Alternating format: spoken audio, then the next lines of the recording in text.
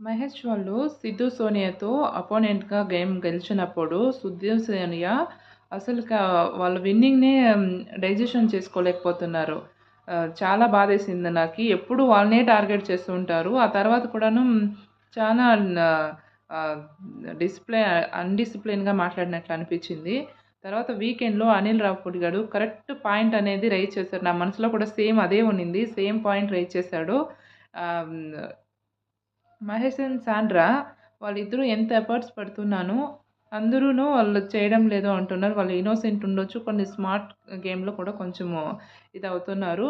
But వాళ్ళు perform బానే చేస్తున్నారు. సిద్ధు, సోనియా వాళ్ళని టార్గెట్ చేసినట్లే అనిపిస్తుంది. ఇప్పుడు ఈ వీక్‌లో కూడాను మార్క్స్ స్వైప్ చేసుకున్నప్పుడు హాఫ్ తీసుకోవాలనుకున్నప్పుడు మహేష్, సాండ్రా దగ్గర కాకుండా వేరే వాళ్ళ దగ్గర తీసుకున్నారు. కానీ ఆ స్ట్రాటజీ కూడా ఎక్స్‌ప్లెయిన్ చేస్తున్నారు వేరే వాళ్ళకి ఎందుకు తీసుకున్నారు అనేసి.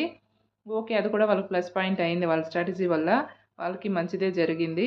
ఈ ఇప్పుడు ఫస్ట్ ఫినాలే అయినందుకు మహేష్, సాండ్రా చాలా హ్యాపీగా ఉంది. ఫైనల్ విన్నింగ్ ఎవరైతారో చూస్తాం. మన వంతు మన ఓటు మాత్రం మనము సాండ్రా మహేష్‌కి ఏద్దాం.